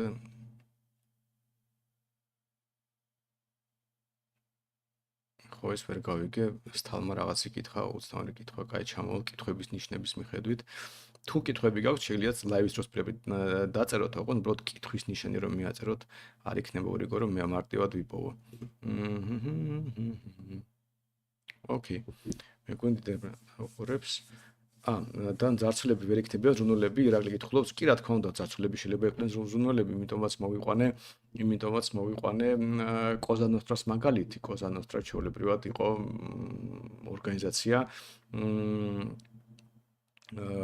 ორგანიზაცია, რომელიც ძარცვავდა ყველას, მაგრამ თან ზრუნავდა. ამიტომ არაფერი ამაში არაბუნებრივი არის, ძარცულებმა ისწავლენ ზრუნვა თავის ხერხზე. აი როგორც ცხრის ფარაზე უნდა, ცხრის ფარა ზრუნველი უნდა იყო, ხო? თუ ცხრის ფარა ყავს, ანუ უნდა აჭამო დროულად. თუ რაღაც ავად გახდნენ უმკურნალო, იმიტომ რომ ჯერ დაკლის მომენტი არ დადგა, უნდა დაკლა, მერე დაკლავ რა. ხო და დაახლოებით იგივენერად უდგებიან მართველები დანარჩენ ადამიანებს. წამოვიდნენ ცხრის ფარა, ამიტომ რავი, უნდა იზრუნო რა ამ ხალხს, იმიტომ რომ თუ ზრუნავის უკეთესად მუშაობენ, თავი არ გაიგონოთ, როგორც რო შენ თვალში ისინი ცხვრები არიან, იმიტომ რომ თუ გაიგებენ აღარ იმუშავებენ, რომ შემდგომ ცხვრები არიან და შენარი ტიპები არიან და დედას გიტირებენ რო რამე. მაგრამ აი ეს არ მოხდეს, ამისთვის არსებობს ღმერთი და სხვადასხვა ტიპის რელიგიური დაწესებულებები, რომელიც ეუბნებიან, რომ კი, შენ სხვარი ხარ, ნუ ნერვიულობ, ის მართავს და ის ზრუნავს და აი მზრუნველი მთავრობის იდეა მოდის აქედან, რომ ცხვრებზე უნდა იზრუნო და შენ ხარ ცხარი, გჭირდება მზრუნველი და უნდა აერჩიო ყველაზე მზრუნველი მთავრობა. ნუ როგორც წესი, რას უშვებიან ხოლმე ცხრის ფარას ის ხალხი, ვინც ზრუნავს, ცნობილია. ამიტომ იდეა მარტივია. მზრუნველი მთავრობა ეს არის მძარცველი, რომელიც უბრალოდ ზრუნავს თავის ხერხზე, რომ მე კიდე უკეთესად გაძარცვოს. ასე რომ კი ბატონო, ბანდიტები ძალიანად ზრუნველები არიან.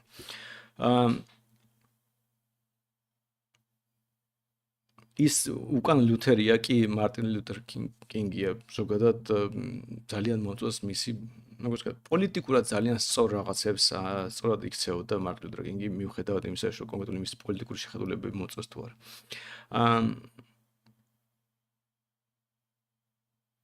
ინგლისური შრიფტით არ დაწეროთ, შეიძლება, იმიტომ რომ მეზარება ამის კითხვა, რაღაც კითხვა იყო, მაგრამ მეგონი წაიშალა. კაი, ოკეი. კაი, ნელა, მეგონი კითხვები ამოწრულია და პირველ რიგში დიდი მადლობა რომ ჩვენთან იყავით. დალაიქეთ ჩემი ლაივი თუ მოგეწონათ, დააკომენტარეთ, მე კომენტარებს აუცილებლად წავიკითხავ ლაივის შემდეგ და თუ რაღაც ტიპის შენიშვნები გაქვთ, რჩევები გაქვთ, ასევე შეგიძლიათ გამოუშვათ.